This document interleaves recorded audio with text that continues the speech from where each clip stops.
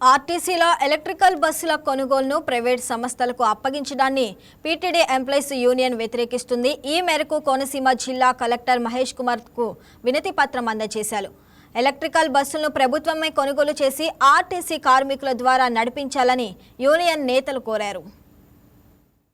మొన్న కూడా గేట్ మీటింగ్లో ధర్నాలు పెట్టడం జరిగింది. రాష్ట్ర వ్యాప్తంగా రాష్ట్ర కమిటీ మాకు ఇచ్చిన పిలుపు మేరకు నిన్న మళ్ళా అన్ని డిపోల్లో రాష్ట్ర వ్యాప్తంగా ధర్నాలు చేయటం, మరి ఈ రోజునాడు ప్రతి జిల్లాలోని కలెక్టర్ గారికి మెమోరాండం ఇవ్వాలని రాష్ట్ర కమిటీ యొక్క మెమోరాండం ఇవ్వాలని రాష్ట్ర కమిటీ విజ్ఞప్తి మేరకు మేము ఈరోజు ఇవ్వడానికి కలెక్టర్ ఆఫీస్కి వచ్చడం జరిగింది.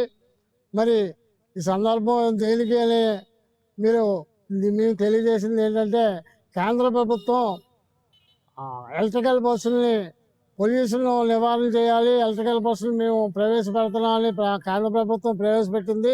దాన్ని మేము స్వాగతిస్తున్నాం.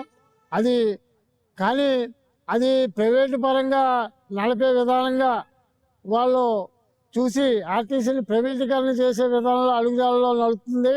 మరి అది కరెక్ట్ కాదు. మరి అదే ఎలక్ట్రికల్ బస్సులను ఆర్టీసీ సంస్థనే కొనుగోలు చేసి దాన్ని ఆర్టీసీ కార్మికుల ద్వారా నడపాలని, ఆర్టీసీ సంస్థ ద్వారా నడిపించాలని మా రాష్ట్ర కమిటీ ఎంప్లాయీస్ యూనియన్ యొక్క డిమాండు. మరి అలాగే కొనకల నారాయణ గారు చైర్మన్ గారు ఆర్టీసీ నష్టాల్లో ఉందని ఈ మధ్యకాలంలో ఆయన స్టేట్మెంట్ ఇవ్వడం జరిగింది. దాని నష్టాలకు కారణం స్త్రీ శక్తి పథకం అని ఆయన చెప్పడం జరిగింది.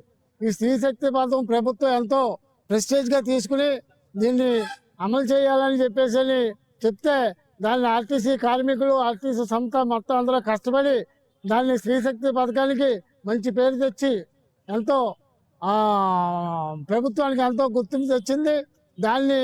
దానివల్ల నష్టం వచ్చిందని మరి ఆ చైర్మన్ గారు మాట్లాడటం ఎంతవరకు కరెక్టు? మన యొక్క స్త్రీశక్తి పథకం ద్వారా మరి ప్రభుత్వం చెల్లించే నిధులను చెల్లిస్తే కనుక